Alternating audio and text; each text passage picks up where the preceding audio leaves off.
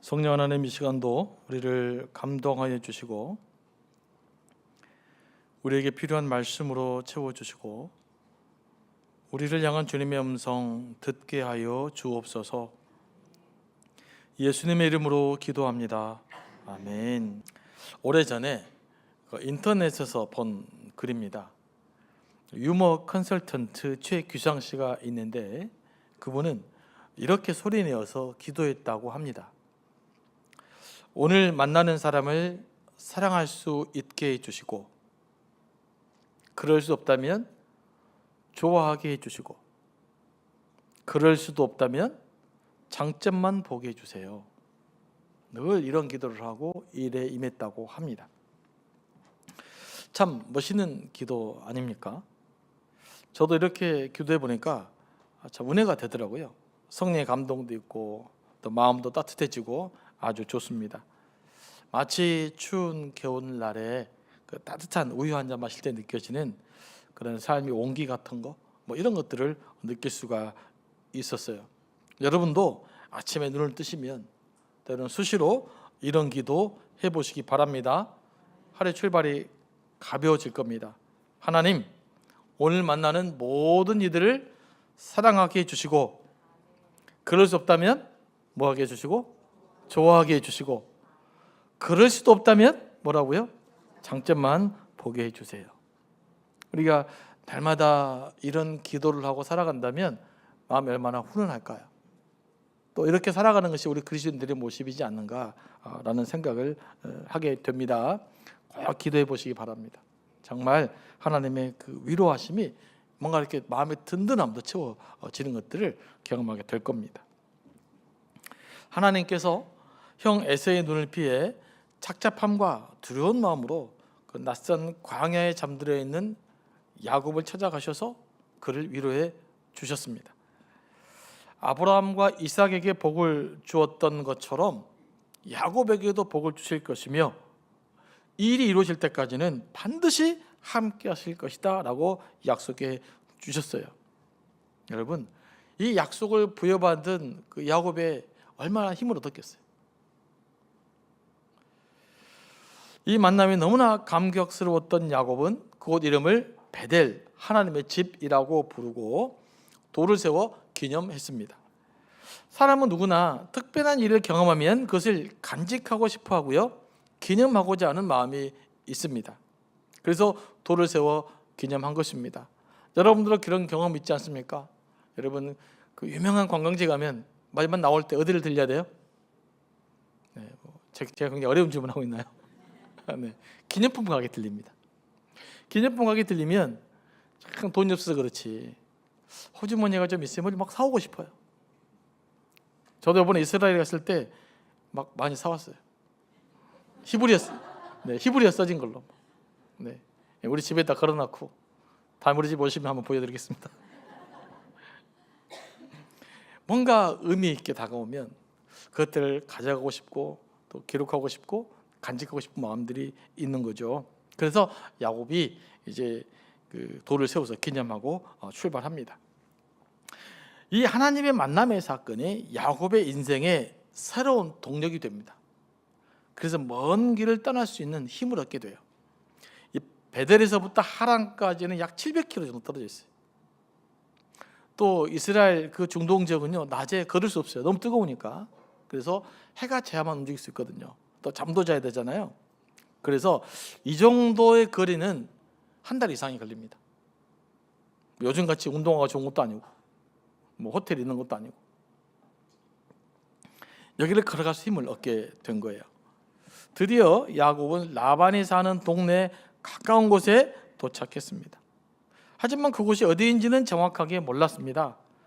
주변을 살펴보니 들판 가운데 큰 우물이 하나 있었고 그 주변에는 그 세 무리의 양떼들이 이제 자고 있었습니다. 그 양떼들이 다 모이면 목자들은 우물 입구에 있는 큰 돌을 옮겨서 이제 물을 먹이고, 양떼들이 다 물을 먹고 나면 다시 돌을 굴려서 그 우물을 막았습니다. 그 우물을 보호하기 위함입니다. 야곱은 양떼를 몰고 와서 물을 먹이는 목자들을 찾아가서 묻습니다. 내 형제여, 언제 봤다고 내 형제입니까? 아무튼 내 형제예요. 어디서 왔냐? 라고 묻습니다. 그랬더니 하란에서 왔다는 거예요. 지금 야곱이 어디 가는 길이에요? 하란 가는 길입니다. 그래서 라반을 아냐고 물었더니 안다는 거예요. 얼마나 기쁘고 딱 기가 막힌 일이에요. 이렇게 우연인 것처럼 만나는 역사를 경험하게 되니까 참 많이 놀랐을 거예요. 그래서 설레이는 마음으로 묻습니다. 그가 평안하냐?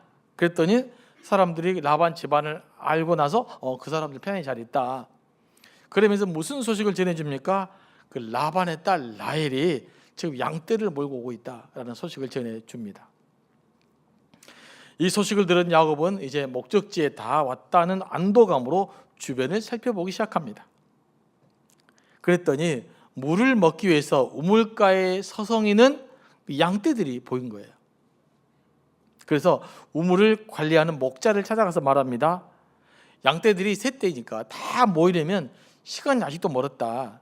자, 우물가에 서성이는 양떼들을 봐라. 차라리 먼저 물 좀 먹여갖고 다시 목초지로 보내면 어떻겠느냐라고 제안을 합니다. 여러분, 이런 야곱이 어떻게 생각됩니까? 참 오지랖이 넓어요. 쓸데없이 참견을 많이 하는 사람을 보고 오지랖이 넓다 그러잖아요. 여러분, 지금 야곱이 이럴 상황입니까? 어디 가서 혼수될 상황이에요? 낯선 이방인인데요.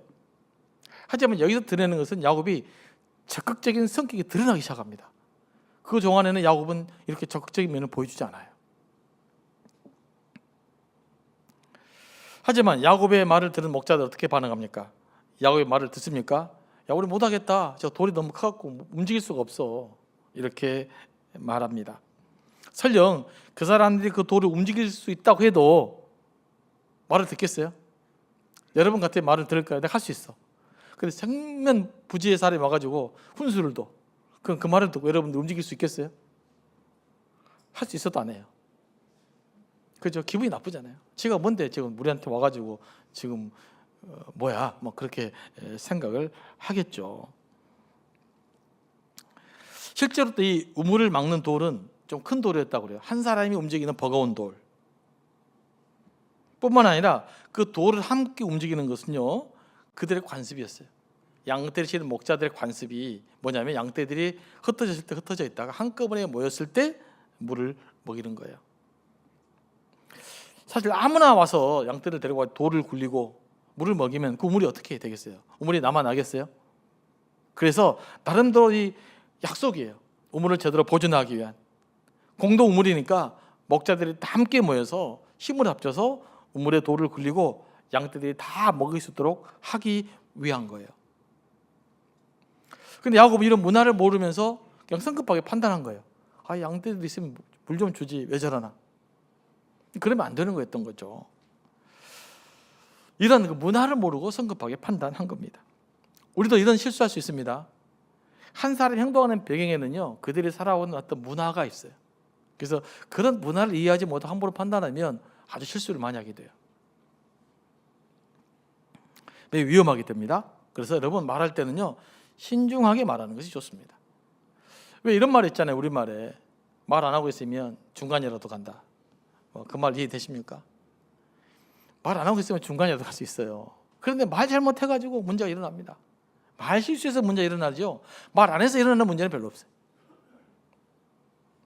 근데 우리 이제 야곱은 그냥 너무 말을 많이 해가지고 실수를 하게 됩니다. 그런 와중에 라헬이 양떼를 몰고 나타납니다. 그러자 누구인지 감을 잡은 야곱은 무슨 일 합니까? 다른 목자들 힘들어서 하지 않는 일. 우물에 돌을 혼자서 굴려요. 낑낑 걸어가면서 돌을 막 이렇게 우물을 굴리고 뭐 해줍니까? 라헬이 양떼를 데리고 와서 물을 편안하게 먹일 수 있도록 만들어 주는 것이죠.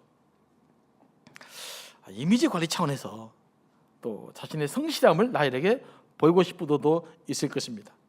처음 인상이 지금 나빠지면 안 되잖아요. 야곱이 아쉬우니까 좋은 이미지를 만들어서 삼촌도 만나고 괜찮은 사람이다, 이런 이야기를, 이런 평을 받으려면 이 정도 일을 해야 됐겠죠. 그리고 곧바로 라헬에게 가서 입을 맞추고 웁니다. 일반적으로는요, 자기 신분을 밝히고 나서 입을 맞춥니다. 그런데 야곱은 라헬을 보고 첫눈에 반했던지 사촌을 만나 너무 기쁘든지 입을 맞추면서 울면서 자신의 신분을 밝혀요. 한편으로는 적극적이면서 한편으로는 여성스러운 그 야곱의 성격을 이 순간 다 볼 수 있어요. 라헬에게 자초지종을 이야기합니다. 그러면서 자신이 라반의 누이 리브가의 아들이라고 말합니다. 이 소식을 들은 라헬은 또 깜짝 놀라죠. 이런 곳에서 어떻게 사촌을 만날 수 있겠어요?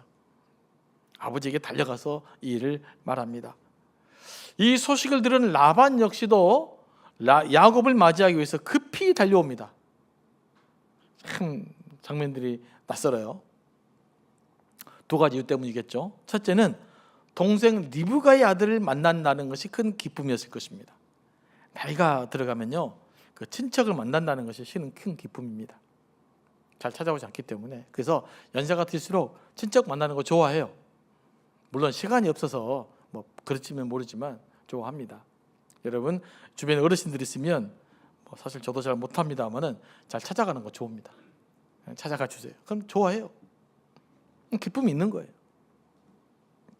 그리고 두 번째는 뭐 때문일까요? 과거에 이삭의 아내를 구하기 위해 찾아온 부유한 아브라함의 종에 대한 좋은 기억이 있었어요.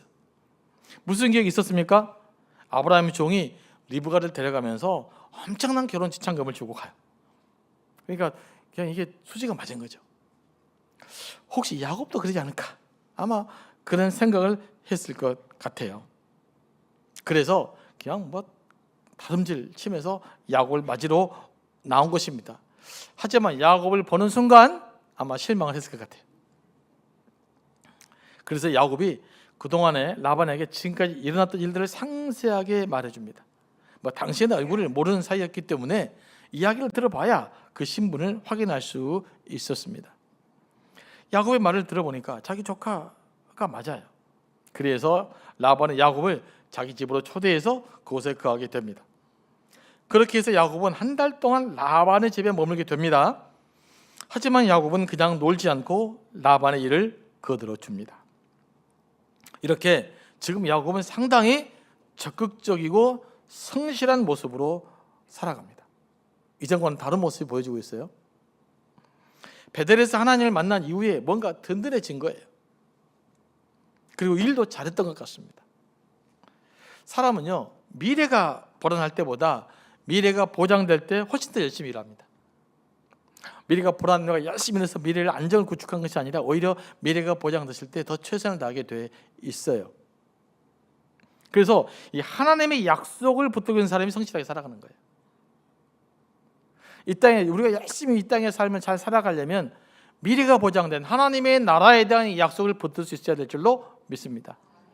여러분 자녀들 좀 성실하게 살아가기를 원하십니까? 좀 열심히 살았으면 좋겠어요? 그럼 뭘 해줘야 될까요? 하나님 나라에 대한 확신을 심어줘야 돼요. 천국의 비전을 심어줘야 돼요. 그러면 열심히 살아갑니다. 근데 이런 비전을 심어주지 않고 그냥 공부해라, 좋은 직장 다녀라, 스트레스만 받아요.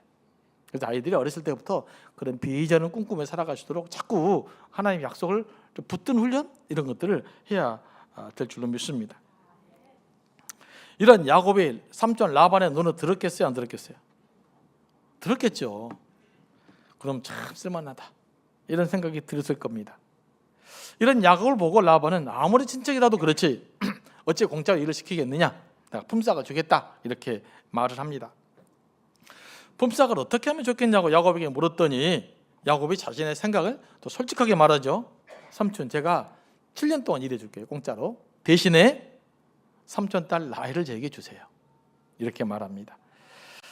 라반에게는 두 딸이 있었는데 언니는 레아였고 동생이 라헬이었습니다. 언니는 시력이 좀 약했어요. 건강이 안 좋았다는 말이죠. 반면에 라헬은 곱고 아름다웠습니다. 보통 남자들이 그러하듯이 야곱은 아리따운 미모를 가진 라헬에게 필이 꽂혔고 그녀를 사랑했습니다. 예나 지금이나 그러니까 그 외모를 좋아하는 모습은 똑같은 것 같아요. 라반은 이런 야곱의 마음을 이미 파악하고 있었을 거예요. 이것은요, 며칠 데리고 있어 보면 압니다. 둘이 뭔가 썸씽이 오간 거 모르겠어요. 얼굴부터 달라질 텐데 한 달 동안 있었으면 모를 리가 없죠. 당시에는 신부를 데려가려면요 혼인 지참금이 필요했어요. 상당한 예물을 드려야 됐습니다. 하지만 야곱은 지금 삼촌에게 혼인 지참금 드릴 예물이 없었어요. 그래서 딜을 한 겁니다. 제가 7년 동안 일을 해드릴게요. 라헬과 결혼하게 해주세요. 7년의 노동은요 결혼을 위한 대가로는 너무나 큰 거예요. 야곱이 또 때로는 또 배보다 커요. 보통은 지참금이 어느 정도 되냐면 당시에 양 2마리 정도, 그리고 이제 아내가 쓸 그 보석들, 그리고 아내 가족에게 줄 보석들 조금, 그리고 의복 좋은 옷 몇 개, 이 정도가 이제 결혼 지참금이었단 말이에요. 1년도 안 되면 할 수 있는 거예요. 근데 7년 동안 일해 주겠다고 하니 뭐 라반의 입장에서 얼마나 좋아요. 그냥 금상첨화죠. 그래서 그 제안을 딱 받아들입니다. 야곱은 라헬과 결혼하기 위해서 삼촌을 위해서 7년 동안 열심히 일을 했습니다. 자, 20절 말씀 보면 야곱의 마음 상태를 이렇게 표현하고 있어요. 다 같이 읽어볼까요? 시작. 야곱이 라헬을 위하여 7년 동안 라반을 섬겼으나 그를 사랑하는 까닭에 7년을 며칠같이 여겼더라. 아멘. 사랑하는 사람이 곁에 있고 사랑하는 사람을 위해 일하였으니 7년 동안 수고했어도 야곱은 행복했습니다. 일만 했겠습니까? 라헬이 왔다 갔다 했겠죠. 물도 갖다 주고 간식도 갖다 주고 몰래 데이트도 하고 얼마나 재밌었겠어요. 그러면서 7년을 금방 보내게 됩니다. 여러분, 여행 갈 때 가장 중요한 요소가 뭔지 아십니까? 그것이 있어야 돼요. 첫 번째 요소, 즐거운 여행의 사람이에요. 사람. 여행을 즐겁게 가려면요 어디를 가느냐보다 누구와 함께 가느냐가 중요해요. 아무리 좋은 곳을 가고요, 아무리 좋은 음식을 먹어도 함께하는 사람이 불편하잖아요. 마음에 안 들잖아요. 소위 잘나도 말로 사태가 안 맞잖아요. 그럼 재미가 없어요. 그것보다 힘든 순간이 없어요. 하지만 뭐 별것이 아니더라도 라면 한 그릇을 먹어도 커피 한 잔을 마셔도 사랑하는 사람과 함께하면 행복한 거예요. 행복은 어디에 있어요? 의외로 사람과의 관계에 있어요. 이거 절대 잊어버리면 안 됩니다. 이걸 잃어버리기 때문에 자꾸 삶의 질서가 헷갈려지는 거예요. 가장 즐거운 여행은요 사랑하는 사람과 함께하는 여행입니다. 여기 이제 조금 젊으신 분들이 있어서 말씀드리는데, 왜 부모님들이 자식들과 여행 가면 좋은지 아십니까? 왜 나이 드신 부모들이 꼭 자꾸 그냥 우리들한테 여행 가자 그럴까요? 뭐 때문에 그래요? 부모님이 자녀들을 사랑하기 때문에 그래요. 같이 하고 싶은 거예요. 그 마음을 좀 아시고, 우리 조금 젊으신 별로 없는데 어른들이 여행 한번 가자 그러면 웬만하면 가시기 바랍니다. 그게 효도하는 길이에요.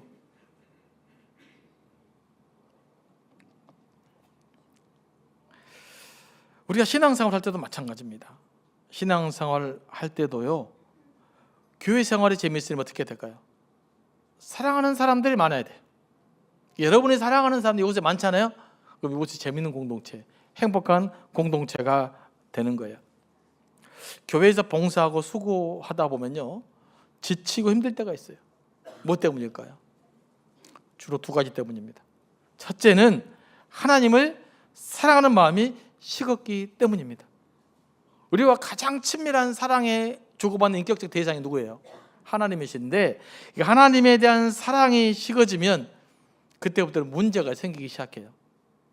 어떤 문제가 생기기 시작하느냐? 복음의 감동이 사라져요. 아무리 예수 십자가를 이야기해도 나랑 아무 상관이 없어요. 그리고 마음의 기쁨이 사라져요. 신앙생활을 열심히 하는데 막 새벽 예배도 열심히 하는데 아무런 감동이 없어요. 기쁨이 없어요. 그러니 말씀을 들어도 은혜가 안 되고 설교도 안 들리고, 그러다 보면 불평이 생기고 교회에서 봉사하고 헌신하는 것이 힘들어져요. 이런 상태에서 열심히 일하잖아요. 그러면 그 사람은 트러블 메이커가 돼요. 복음의 감동이 없으니까요. 그런데 하나님의 사랑이 느껴지고 구원의 확신이 오면요 봉사하는 것이 즐겁습니다. 막 하고 싶어요. 그 은혜가 너무 고마우니까. 우리가 신앙생활 잘 하려면 무엇보다도 하나님과의 관계가 회복돼야 됩니다. 그럼 하나님과 관계가 어떻게 회복돼야 되는가? 무엇보다도 하나님에 대한 친밀감이 회복돼야 돼요. 하나님과 가까운 느낌이 들으셔야 돼요. 저 멀리 있는 분이 아니라 지금 나와 함께 계신 하나님, 내 옆에 계신 하나님, 내 친구가 돼서 나와 함께 계신 하나님, 그 하나님을 경험하셔야 돼요. 하나님은 그런 분이십니다. 무슨 고매한 철학 속에 있지 않아요. 지금 바로 여기에, 지금 우리와 함께 바로 이 자리에 있는 그 하나님을 느끼셔야 돼요. 다시 말하면 하나님에 대한 사랑의 감각을 회복해야 될 줄로 믿습니다. 여러분, 우리가 신앙생활하는 공적 목표가 뭐예요? 이 땅에서 물론 기도 응답받고 잘 사는 것도 중요하지만 하나님을 실제적으로 느끼고 인격적으로 경험하며 그분의 친밀감 속에서 누리는 삶의 그 위로, 기쁨, 에너지를 우리가 누리기 위한 거예요. 그리고 예수 믿는 거잖아요. 그래서 우리가 하나님에 대한 친밀감이 굉장히 중요합니다. 보이지 않지만 지금 나와 함께 하신 하나님을 인식하고 누릴 수 있게 되기를 원합니다. 두 번째는 뭐 때문에 힘들까요? 사람과 관계 때문에 힘들어요. 사람과 관계가 틀어지잖아요. 그러면 힘들어요. 사람과 관계가 틀어지잖아요. 그러면 그 사람은 자꾸 무슨 마음이 생겨요? 비판하는 마음이 생겨요. 그리고 그 사람 때문에 점점 불편해집니다. 그러면요, 신앙생활하기 쉽지 않습니다. 고기가 재미없는 것이 돼요. 내가 딱 보기 싫은 화상이 내 눈앞에 딱 보이잖아요. 그 은혜가 벌써 딱 도망가 버려요. 은혜가 안 됩니다. 예를 한번 더 들어볼까요? 저랑 여러분이 관계가 안 좋아. 예를 들면 관계 틀었다고 생각해 보십시오. 그러면 뭐 제가 하는 설교가 들리겠습니까? 메시지가 들리겠습니까? 관계가 깨져버리잖아요. 아무것도 안 돼요. 그럼 이곳에는 여러분의 시간 낭비하는 시간밖에 안 된단 말이에요. 그래서 모든 다른 사람과 관계도 마찬가지죠. 그래서 이곳에 있는 시간들이 낭비하는 시간이 아니라 의미 있게 다가오려면요, 첫 번째는 하나님과 관계가 중요하지만 두 번째는 사랑과의 좋은 관계를 유지할 수 있게 되기를 원합니다. 그러면 신앙생활은 행복해져요. 자, 다른 성도들과 관계가 좋아지려면 어떻게 해야 될까요? 내가 먼저 친절을 베풀고 사랑하고 존중해야 됩니다. 그러면 돼요. 그러면 그 내 마음을 사람들이 시간이 지나면서 알아줘요. 그러면서 관계가 회복될 줄로 믿습니다. 한번 해보시기 바랍니다. 여러분, 한 2달만 해보세요. 금방 관계 회복이 됩니다. 마음에 안 드는 사람 2달 동안만 칭찬해보세요. 2달 동안 장점만 다른 사람들에게 이야기해보세요. 내가 회복이 돼버려요. 그리고 특히 말을 주시면 됩니다. 이 부분 잘 기억하시기 바랍니다. 자, 표현되지 않는 말은 생각일 뿐입니다. 표현되지 않는 말은 생각일 뿐입니다. 하지만 말로 표현되는 그 순간부터는 그 사람의 인격이 되고 실제가 됩니다. 잘 기억하셔야 돼요. 머릿속에 얼마든지 많은 생각할 수 있어요. 얼마든지 비판적인 생각할 수 있어요. 그러나 이것들이 언어로 표현되는 순간 여러분 자신의 인격이 되고 여러분의 실체가 되어버리는 거예요. 그래서 말을 조심해야 됩니다. 그래서 말 함부로 하는 사람 절대 믿을 수 없는 거예요. 그 인격적인 실체니까. 그게 실체예요. 이 사실만 잘 알아도요, 웬만한 관계 다 회복해 갈 수 있을 줄로 믿습니다. 그러므로 말을 할 때는요, 다른 사람의 문제가 있어도 자꾸 문제에 집중하지 마시고 그 사람의 강점, 장점을 살려서 칭찬해 주시기 바랍니다. 그러면 관계가 자연스럽게 회복되지 않겠어요? 그래서 사랑하는 사람들이 많아지면 교회 생활이 행복해집니다. 여러분, 우리가 교회 다니면 좀 행복해야 되잖아요. 그렇지 않아요? 신앙생활 하면 행복해야 되잖아요. 그러려면 어떻게 해야 돼요? 하나님을 더 많이 사랑하시고 성도들을 더 많이 사랑하시기 바랍니다. 그래서 하루하루가 주일이 그냥 행복했으면 좋겠어요. 그리고 오늘 본문에서 우리가 야곱에게 본받아야 될 것이 있습니다. 아주 중요한 거예요. 이것은 야곱의 적극성이에요. 야곱의 성실성이에요. 베델 사건 이후로 야곱이 성실성과 적극적인 면모를 드러내기 시작합니다. 라헬이 양떼를 몰고 올 때 어떻게 해요? 다른 목자들이 안 도와주잖아요.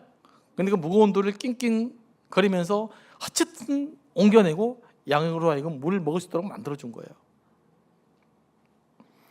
또 라반의 집에서도 어떻게 합니까?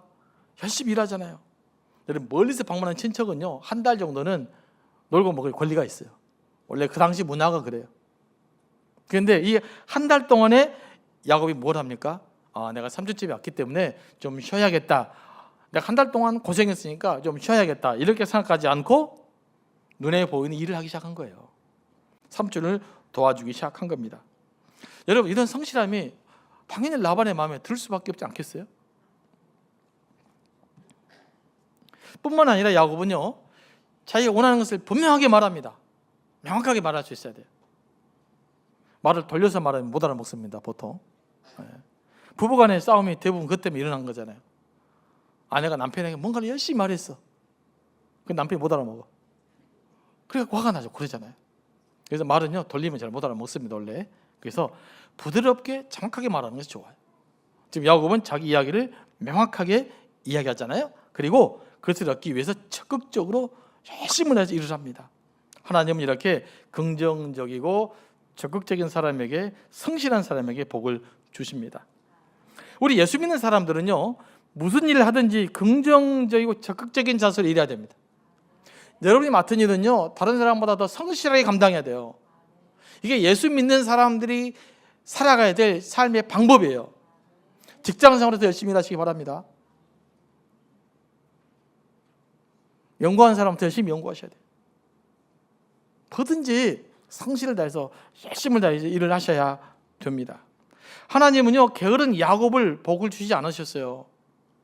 우리 야곱은 사기꾼이다, 그래서 맨날 사기만 친지 하십니까? 그러지 않아요. 이제부터 보시면 야곱은 점점점 아주 적극적으로 자기 삶을 살아냅니다. 하나님 어떤 분에게 복을 주시는가?